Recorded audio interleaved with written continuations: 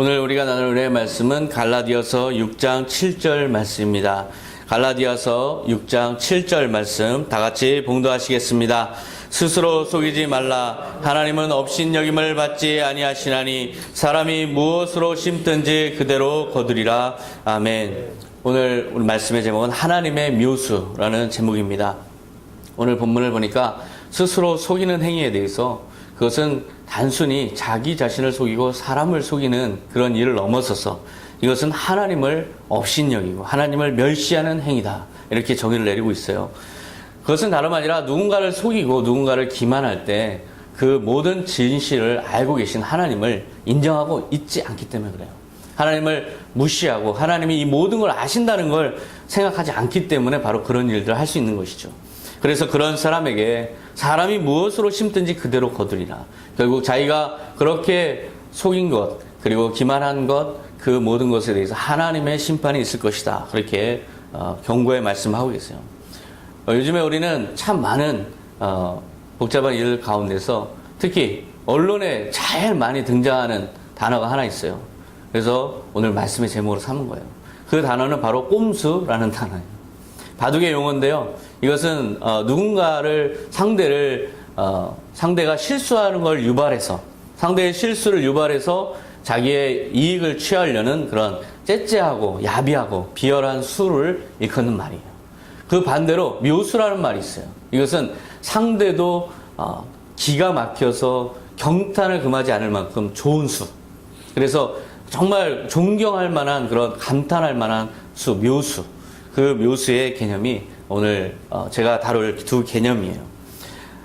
바둑에서 그렇게 쓰이는 그 두 용어가 요즘에 왜 이렇게 언론에 많이 나올까요? 지난주에 대통령께서 자기의 퇴진에 대해서 국회에 맡기겠다. 국회에서 합의하면 내가 그것을 받아들이겠다. 하신 그런 말씀을 하셨는데 이것이 언뜻 듣기에는 그것이 합당한 말로 보이지만 사실상 자신이 행한 일들을 되돌아보면 그럴 만한 자격이 없는 그런 말이다라고 많이 비판을 하고 있어요. 그리고 또한 그것은 자기의 퇴진 시기를 늦추려는 꼼수다. 그래서 어제도 많이 촛불 민심이 들끓었죠. 그런 비판 속에서 저는 그런 생각을 했어요. 적어도 저 수가 적어도 국민들의 마음을 시원하게 해주고 국민들을 공감하게 해주는 그런 묘수는 아니었다라고 생각을 해요. 그와 마찬가지로 야 3당을 비롯해서 여야 정치권은 또한 그런 국민들의 요구를 들었는지 아는지 정말 국민들이 공감할 만한 그런 전략을 쓰기는커녕 마찬가지로 꼼수로 하고 있죠. 그러다 보니까 어제는 그 촛불 민심이 국회 의사당까지 향했어요. 이렇게 꼼수가 난무하는 이 시대 속에서 우리는 정말 묘수를 발휘할 줄 아는 그런 사람이 없어서 우리는 분노하고 있어요. 이러한 꼼수는 바로 하나님을 우리 국민을 하나님을 기만하는 것이 하나님을 인정하지 않는 것만큼이나 이러한 꼼수는 이 모든 걸 지켜보고 있는 국민을 다 무시하는 그런 처사예요. 이 모든 것을 알고 있고 모든 것을 지금 지켜보고 있는 국민들을 멸시하는 행위. 그래서 하나님은 업신여김을 받지 아니하시나니 라고 말씀하신 것처럼 우리 국민들을 업신여기지 말아라. 저는 그렇게 말을 해주고 싶어요. 바로 성경에는 그런 꼼수로 인해서 하나님의 심판을 받은 많은 사례가 있는데요. 그 중에서 사마리아 왕 아합 왕과 그 이세벨의 행위가 바로 그런 심판을 받았던 사례예요. 사마리아 왕 아합은 자기 왕궁 가까운 곳에 포도원을 하고 있던 나봇의 포도원을 탐내기 시작해요. 그 땅이 왠지 그 포도원이 좋아 보여요. 그래서 그 포도원을 노리고 이제 꼼수를 딱 깔아놓은 제안을 하죠. 열왕기상 21장 2절에 보면 내 포도원을 나에게 넘겨라. 그것이 내 궁전 가까이에 있으니 내가 채소밭으로 사용하고 싶다. 그 대신 내가 그보다 더 좋은 포도원을 너에게 주겠다. 만일 내가 원한다면 그 값을 후하게 매겨 돈으로 줄 수도 있다. 이렇게 제안을 해요. 그러니까 포도원을 달라. 그러면 너에게 대토를 해주겠다. 더 좋은 포도원을 주겠다. 아니면 너가 돈이 필요하면 후하게 쳐서 돈을 주겠다. 요즘 우리의 이 정책에 보면은 그 공공수용 정부가 수용하는 그런 방식으로 이제 제안을 한 거예요. 그런데 나봇은 이 왕의 이런 제안임에도 불구하고 단호하게 거절하는 장면이 나와요. 그 이유는 바로 하나님의 뜻에 반합니다. 그런 논리죠. 이것은 왜 그러냐면 모세의 율법에 이것을 규정하고 있어요. 모세는 각 지파에게 배당된 땅은 매매 대상으로 삼아서는 안 된다라고 규정하고 있어요. 이것은 하나님의 명령을 받아서 그렇게 땅 매매를 그렇게 신성하게 하나님이 주신 땅을 자유롭게 자기의 이익을 위해서 사리사욕을 위해서 매매하는 것을 금지한 명령이죠. 그래서 나봇은 왕의 제안이었음에도 불구하고 하나님의 뜻에 반하는 일입니다. 그래서 그렇게 응할 수가 없었던 것입니다. 열왕기상 21장 3절에 보면 이 포도원은 내가 조상들에게서 대대로 물려받은 유산입니다. 여호와께서는 이런 유산을 다른 사람에게 팔거나 넘기지 말라고 명령하셨습니다. 왕이시여, 왕도 하나님의 명령을 따라야 되지 않습니까? 어찌하여 이렇게 제 땅에 탐욕을 부리십니까? 그런데 아합은 그 말을 따르지 않아요. 자기의 탐욕이 더 중요하기 때문에 그는 포도원이 눈에 서려서 도저히 잠도 안 오고 밥도 먹고 싶지 않고 그래서 알아 누워버려요. 왕비인 이세벨이 이 왕의 이런 모습을 보면서 이제 말을 하는데요. 열왕기상 21장 7절에 보면 이래서야 어떻게 이스라엘 왕으로 행세할 수 있겠습니까? 일어나 식사를 하시고 기운을 차리십시오. 내가 나봇의 포도원을 왕이 갖도록 하겠습니다. 아주 당돌한 그런 제안이죠. 이세벨은 권력을 등에 업고 이 포도원을 강탈해서 왕의 탐욕을 채워줄 꼼수를 구상하기 시작해요. 그래서 아합 왕의 이름으로 여러 통의 편지를 쓰고 왕의 도장을 갖다가 그걸 다 찍어가지고 인근의 지도자들과 인근의 귀족들에게 이제 보내죠. 그 편지의 내용은 이래요. 열왕기하 21장 9절에 보면 금식을 선포하고 나봇을 백성 가운데에 높이 앉힌 후에 불량자 두 사람을 그의 앞에 마주 앉히고 그에게 대하여 증거하기를 내가 하나님과 왕을 저주하였다 하게 하고 곧 그를 끌고 나가서 돌로 쳐 죽이라. 결국 음모를 꾸미고 있는 거예요. 모함을 통해서 그렇게 죽여서 자기의 탐욕을 실현할 그런 방식으로 죄인으로 모는 그런 꼼수를 구상했어요.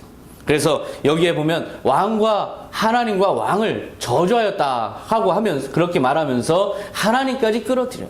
하나님까지 이용하는 거예요. 자기의 탐욕을 성취하기 위해서 채우기 위해서 하나님의 권위까지도 이용해서 꼼수를 부리는 모습을 볼 수가 있어요. 이들의 왕과 왕비의 모습 속에서 정말 백성들을 축복받게 하고 하나님께 영광을 돌릴 그런 묘수는 전혀 찾아볼 수가 없어요. 자기들의 탐욕을 어떻게든 충족하기 위한 꼼수만이 그 속에 작용하고 있는 것이죠. 꼼수는 이렇듯 진리와 정의를 비트는 거예요. 그래서 상대를 곤경에 빠뜨리고 상대를 실수하게 만들고 그래서 어떻게든 자기의 이기적 이익만을 취하는 수가 바로 꼼수인 것이죠. 권력에 아부하고 탐욕을 추구하는 추종자 몇 명은 이걸 아주 좋은 아이디어입니다 라고 찬동하겠죠. 하지만 하나님의 눈까지는 속일 수가 없는 것입니다. 이세벨은 자기의 꼼수대로 나봇을 처치하고 마는데요. 나중에 아합 왕에게 이걸 보고해요. 열왕기상 21장 15절에 보면 이세벨이 나봇이 돌에 맞아 죽었다 함을 듣고 이세벨이 아합에게 이르되 일어나 그 이스라엘 사람 나봇이 돈으로 바꾸어 주기를 싫어하던 나봇의 포도원을 차지하소서. 나봇이 살아있지 아니하고 죽었나이다 하니라. 이제 당당하게 이제 왕이시여 당신의 장애물을 다 걷어치웠사오니 이제 그 뜻을 실현하소서. 왕이 기뻐하는 일을 했다라고 당당하게 생각했을 거예요. 이세벨은. 하지만 이것을 보면서 제대로 된 왕이었으면 뭐라고 그랬을까요? 꾸짖었겠죠. 아니 아무리 그래도 어떻게 그런 방식으로 내가 재물을 취하도록 합니까? 나의 명예는 어디 갔고 나의 하나님 앞에서의 권위는 어디 갔습니까? 라고 꾸짖고 질책해야 될 이 아합 왕은 전혀 그렇지 않았어요. 정반대로 얼씨구나 하고 일어나서 곧바로 나봇의 포도원을 차지하러 내려가는 그의 모습을 볼 수가 있어요. 그들은 꼼수대로 모든 것이 자기 뜻대로 이루어진 줄 알지만 하나님은 꼼수를 싫어하시는 하나님이세요. 하나님은 그런 꼼수를 좋아하지 않는 분이세요. 모든 것을 아시는 하나님의 입장에서 한번 생각해 보세요. 자신을 인정하지 않는 태도이기 때문에 그리고 그것을 통해서 서로 사랑하라는 그 명령을 거부한 채 누군가가 누군가를 그렇게 피로 물들이면서 자기의 탐욕을 취하는 그런 모습을 좋아하실 리가 있겠어요? 오늘 본문처럼 하나님은 업신여김을 받지 않으셔야 할 분인데 꼼수는 바로 하나님을 그렇게 무시하고 하나님이 모두 보고 계시다는 사실을 그렇게 잊어버리고 그렇게 행하는 그런 잘못된 일이기 때문에 하나님은 심판을 명령하신 거예요. 얼마 동안은 그들의 계획대로 잘 진행된다. 이게 착착 맞아 떨어진다 해서 기뻐할 거예요. 하지만 그 끝에는 심판이 있다는 것을 알아야 되는 것입니다. 하나님께서는 엘리야 선지자에게 심판을 곧 얼마 있다가 명령하세요. 열왕기상 21장 19절에 너는 그에게 말하여 이르기를 여호와의 말씀이 내가 죽이고 또 빼앗았느냐 하셨다 하고 또 그에게 이르기를 여호와의 말씀이 개들이 나봇의 피를 핥는 곳에서 개들이 내 피 곧 내 몸의 피도 핥으리라 하였다 하라. 아주 잔인한 심판을 명령하세요. 결국 나중에 이세벨은 성전에서 떨어뜨림을 당하고 결국 자기의 시체가 그런 예언대로 그렇게 처참하게 훼손되는 것을 경험하게 되죠. 바로 이 예언대로 심판을 받고 마는 그 이세벨의 결말을 보면 이 홈수가 얼마나 그걸 부릴 만한 유혹이 들지만 얼마나 그것이 하나님께 해서는 안 될 일인가. 사람에게는 자기의 이익을 위해서 할 수 있다라고 생각하지만 하나님을 생각한다면 해서는 안 될 일이죠. 홈수는 딱 한 번만 통해요. 홈수는 두 번 통하지 않아요. 왜냐하면 그것은 믿음을 팔아먹고 하는 행위이기 때문에 한 번 믿음을 이용당한 사람이 두 번 당하지는 않죠. 그런데 그 꼼수가 성공했기 때문에 그 사람은 자기가 또 해도 성공하리라 생각하고 또 하는 특성이 있어요. 그런데 그때부터는 그 꼼수는 이제 자기에게는 최악의 수가 된다는 것을 명심해야 돼요. 하나님과 사람 앞에 신뢰가 가장 중요한 것입니다. 자꾸 그렇게 꼼수를 부리고 머리를 쓰면 결국은 모든 일이 꼬여버리고 눈앞에 이익은 어떻게든 취하겠지만 그 꼼수의 유혹에 자꾸 휩쓸려 가면 결국은 자충수를 두고 말아요. 결국은 그것은 최악의 수가 되고 자기에게 그 이상의 몇 배의 부메랑이 돼서 돌아온다는 것을 이 말씀을 통해서 이 사례를 통해서 우리가 알 수 있어요. 그렇다면 우리가 찾아야 될 수는 무엇일까요? 바로 모두를 살리고 모두가 함께 잘 살고 모두가 함께 행복하게 하고 하나님을 영화롭게 하고 결국 모두가 다 합력해서 선을 이루어야 되는 그런 절묘한 묘수를 찾아야 돼요. 이것이 바로 우리가 해야 될 일이라는 것이죠. 율법학자와 바리새인들은 예수님을 어떻게든 걸어 넣기 위해서 궁리를 하다가 하나의 기가 막힌 꼼수를 부렸어요. 그게 바로 가늠하다 현장에서 잡힌 여인을 끌고 오는 장면에서 나오죠. 요한복음 8장 4절에 보면 예수께 말하되 선생이여 이 여자가 가늠하다가 현장에서 잡혔나이다. 모세는 율법에 이러한 여자를 돌로 치라 명하였거니와 선생은 어떻게 말하겠나이까. 기가 막힌 꼼수예요. 예수님 완전히 함정에 빠졌어요. 예수님이 만약에 돌로 치라 명하였지만 그렇게 하지 말아라 라고 한다면 이 사람들은 뭐라고 할까요? 이 자기 자칭 하나님의 아들이라고 하는 사람은 하나님이 주신 모세의 율법을 다 거부한 채 불법을 저지르고 있고 이것은 이단이다 라고 정죄하지 않을까요? 만약에 그렇게 모세의 율법이 명한 대로 돌로 치라 라고 명하면 그 사람들은 어떻게 할까요? 즉시 돌로 치라고 명하고 결국 예수님이 그 돌에 맞아 죽어가는 모습을 보면서 안타까워하시는 모습을 보면서 얼마나 비웃을까요?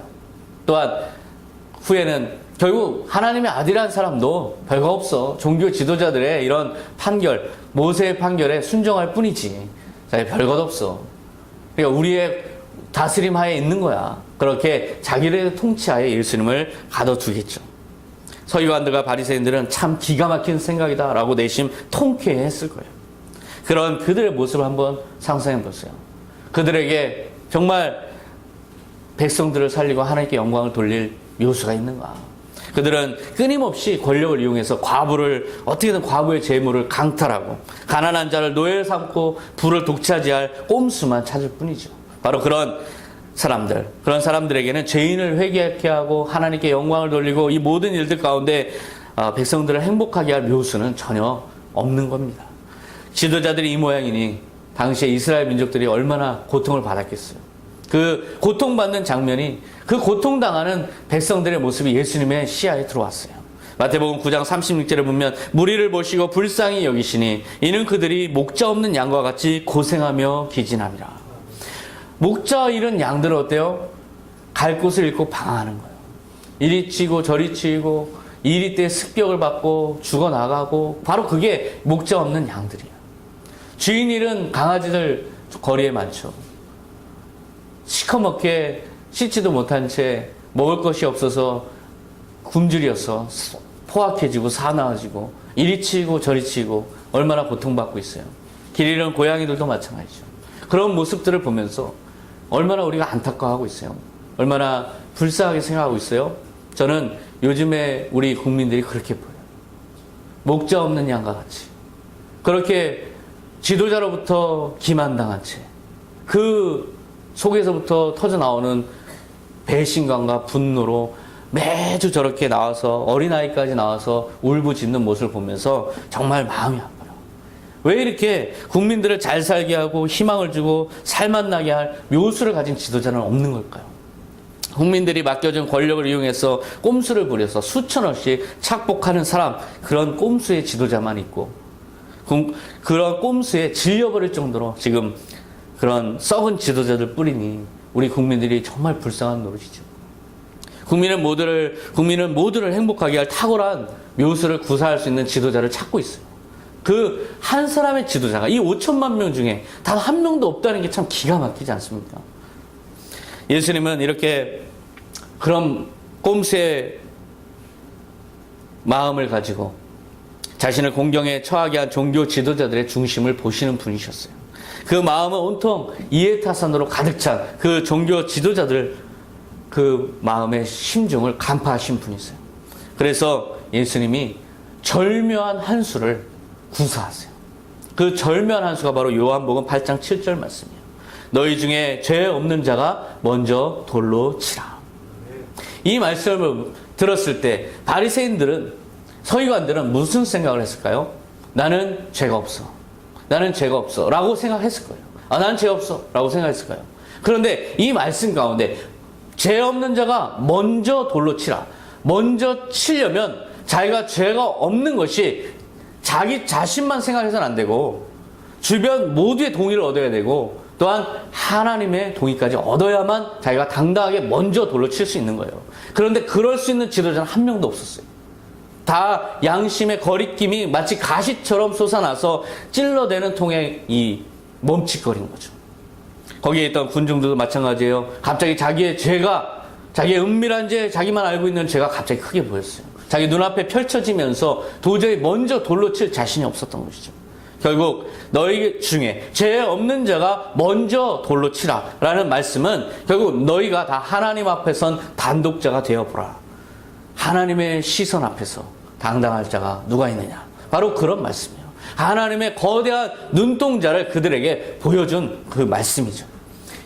예수님은 바로 이 한마디의 묘수를 통해서 많은 것들을 동시에 실현하셨어요.